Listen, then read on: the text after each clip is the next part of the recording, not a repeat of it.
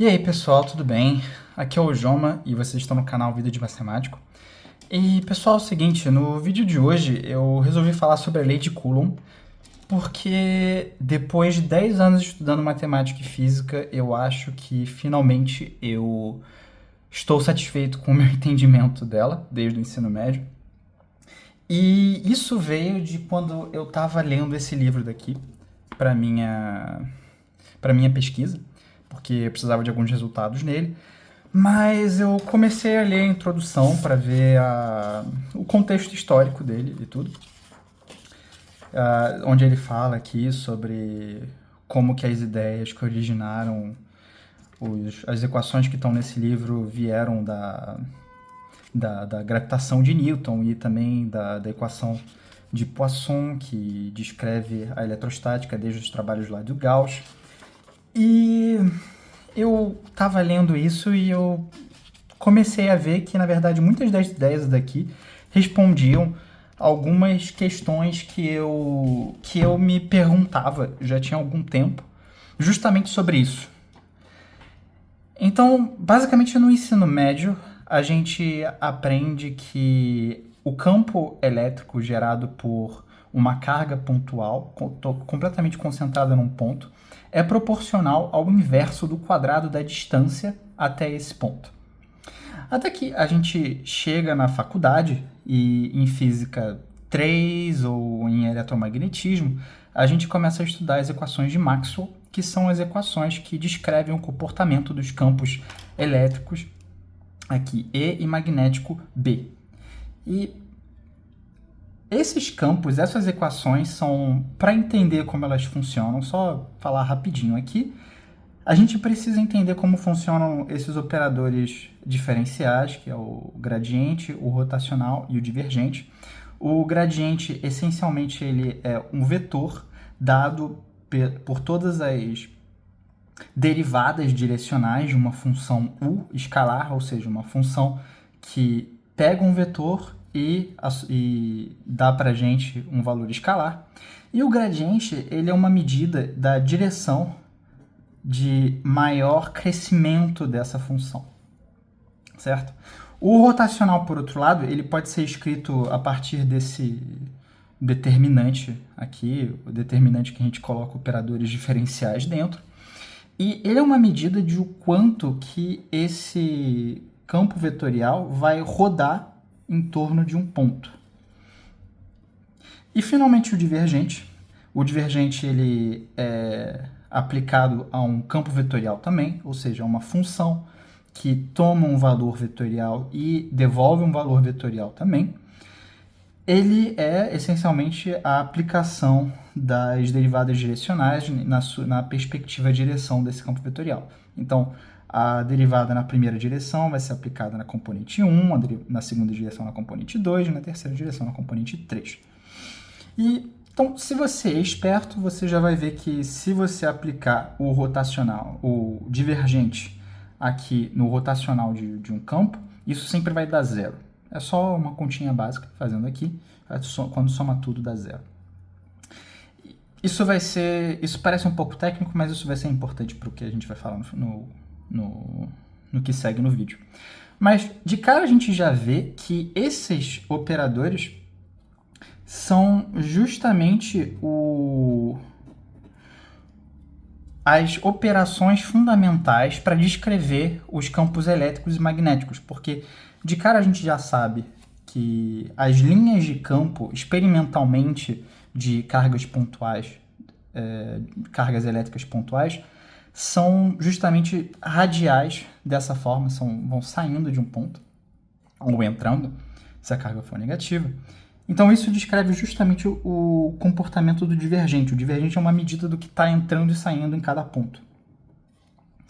Já o campo magnético, por exemplo, a gente sabe também experimentalmente, isso é um consenso, não foi demonstrado matematicamente, o que é interessante, mas é um consenso experimental de que não existem monopolos magnéticos, diferentemente das cargas elétricas. Isso quer dizer que qualquer material magnético que você tiver, ele sempre vai gerar internamente um polo norte e um polo sul, e as linhas de campo vão estar sempre saindo do norte para o sul e fechando um ciclo dessa forma. Assim, o quanto que ele roda, no final das contas, o rotacional dele vai ser sempre zero. O que, por conta disso daqui, implica a segunda equação de Maxwell. Aqui, que o divergente de um campo magnético é zero. Então tá. Vamos agora passar por uma situação mais interessante, que é, digamos que a gente tem aqui uma distribuição de cargas dada por uma função qualquer, tá? E o campo eletromagnético associado a isso vai ser um campo vetorial F, tá? Que é só uma função que leva vetores em vetores. E pelo teorema de Helmholtz, a gente sabe que esse campo vetorial ele pode ser decomposto em duas formas. Todo campo vetorial ele pode se escrever assim, dadas certas condições. Como a gente sabe que tem uma parte que é dada por um rotacional, essa parte vai ser de divergente nulo, certo? O divergente do rotacional é zero. Então, isso daqui vai ser o que a gente vai chamar de B do campo magnético. E o que resta vai ser o campo elétrico. Então, a gente vê que, na verdade, como essa decomposição é única, o campo elétrico ele necessariamente é o gradiente de uma função escalar, que é o que a gente chama de potencial elétrico. Pois bem, experimentalmente, o que a gente sabe também, que é equivalente à lei de Coulomb, é que o campo eletromagnético, o fluxo dele sobre qualquer superfície S aqui, qualquer superfície fechada S, o que eu quero dizer como fluxo, eu quero dizer tudo que está entrando e saindo dessa superfície, ele vai ser proporcional à quantidade de cargas. Então, como que a gente escreve isso? A gente escreve que a integral de F, produto escalar com a normal, porque a normal é a componente que é perpendicular aqui, na saída da superfície, d sigma, que é a integral de superfície dessa região, vai ser proporcional, vai ser 1 sobre o ε0, a quantidade total de cargas nessa região. Então, vai ser mu de x dx. Mas então, vamos escolher uma região inteligente para a gente. Vamos fixar um ponto x qualquer aqui, e a região que a gente quer vai ser uma bolinha com raio R centrada em x. Então, aqui a gente vai integrar na fronteira dessa bola, essa é a notação, e aqui a gente vai integrar no interior dessa bola. Pelo teorema do divergente, que é um teorema do Gauss, que o mesmo que criou algumas das leis das equações de Maxwell, do divergente, essa quantidade daqui, tudo que sai, o balanço do que entra e sai na superfície, é dado pela integral do divergente de F no interior dessa região dx. E só que o campo vetorial F, vamos agora substituir aqui a decomposição de Helmholtz dele, vai ser igual a integral dentro da bola do divergente de menos gradiente de φ mais o rotacional de A dx. E a gente sabe aqui que o divergente do rotacional vai dar zero, e o que tem aqui vai ser, na verdade, vai sobrar esse operador daqui, o divergente aplicado ao gradiente, que a gente chama de Laplaciano, porque foi proposto pelo Laplace, e é dado pela soma das derivadas parciais segundas de φ. Então, derivada parcial segunda na primeira direção, mais derivada segunda na segunda direção, derivada segunda na terceira direção. Então, agora a gente tem uma integral na mesma bolinha, a gente pode só passar o que está aqui para o outro lado, e o que a gente obtém é a integral PR de x de menos Laplaciano de φ menos 1 sobre ε0 dx, isso daqui é igual a zero. Então, agora, como x e r são arbitrários, na verdade, o que isso diz para a gente, a única possibilidade disso acontecer é se essas duas coisas forem iguais. E é assim que a gente obtém a equação de Poisson. Menos Laplaciano de φ é igual a 1 sobre ε0 μ. O que é muito interessante, porque e o que isso daqui está falando para a gente é que, dada uma distribuição de cargas, o potencial elétrico vai ser a solução dessa equação. E aí a gente chama, em geral, φ de potencial elétrico.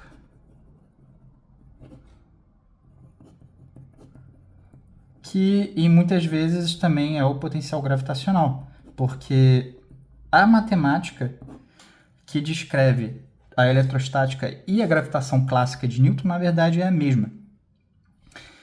Então, daí que tá. Agora, vamos passar para um outro caso, certo? Digamos que agora eu posso querer que essa distribuição de cargas esteja restrita, esteja distribuída em um plano. Tá? Um plano qualquer de R3, ou uma superfície, ou um ponto, como é o caso da lei de Coulomb. A gente pode ainda tentar resolver a equação de antes, mas agora μ tem que ser uma medida.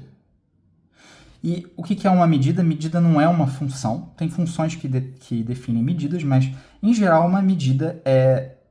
Em geral, uma função é uma operação que leva um número a um número, ou um vetor a um número, ou um vetor a um vetor. Uma medida vai ser um mapeamento que leva conjuntos em números reais positivos. Então, aqui, μ é um mapa que vai do espaço de todos os subconjuntos do nosso domínio ômega. Essa é a notação de 2 na potência ômega. E ele vai, para cada subconjunto de ômega, ele vai associar um valor real μ de A. E daí, a questão que aparece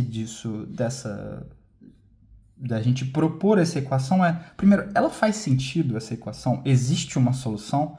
O que significa ser uma solução dessa equação? E também, é claro, se essa solução existir, será que ela é única? Será que existe mais de uma solução para essa equação?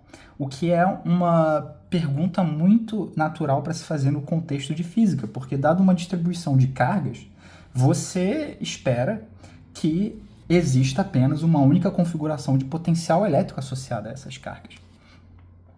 E é aí que a gente chega no livro que eu estava lendo, aqui no capítulo 3, em que ele fala de dados, dado ele quer dizer o lado direito dessa equação, integrável, ou seja, que é uma função versus um dado que é dado por uma medida. E o primeiro resultado importante que ele já anuncia de cara é aqui a proposição 3.2, que, de fato, se μ é uma medida que satisfaz certas propriedades. Então, aquela equação, a equação de Poisson com um dado com uma medida, admite uma solução que satisfaz essa desigualdade aqui, que, na verdade, essa desigualdade é o que ele usa principalmente, essencialmente, para provar aqui na proposição 3.5, o que a gente chama mais ou menos um resultado de unicidade. Ele diz que se existem duas soluções, o 1 e o 2, soluções dessa equação, então o 1 e o 2 são iguais em quase todo ponto. Grosso modo, eles querem dizer que são indistinguíveis. São duas funções que não tem como distinguir. Elas diferem em uma quantidade muito, muito, muito pequena de pontos. Então, a gente volta aqui para a nossa equação. E o caso que interessava a gente desde o início do vídeo, que era o caso de cargas pontuais, que não era bem entendido com o formalismo que a gente tinha antes, porque não tem como descrever essa distribuição com uma função. Essa distribuição só pode ser descrita com a medida delta de Dirac, que a gente diz. Que a medida de um conjunto A sempre vai ser zero se o x não pertence a A. Aqui, x é um valor fixo, é um ponto fixo. E 1 se x pertence a A. Então, realmente a gente vê que toda a massa dessa medida está concentrada em um único ponto, que é justamente a ideia de uma carga pontual que a gente quer. Então, dessa forma, a distribuição que a gente vai escolher vai ser o valor escalar da carga, Q, vezes essa medida. E daí, então, a gente se interessa a essa equação, a delta de x, e o que a gente vê nesse livro daqui, que é um livro que eu fiz um vídeo recentemente aqui no canal, no capítulo de Teoria das Distribuições. Bem aqui. Ele prova que a solução única, a solução dessa equação, é dada justamente por uma equação muito específica. Ele faz isso aqui no teorema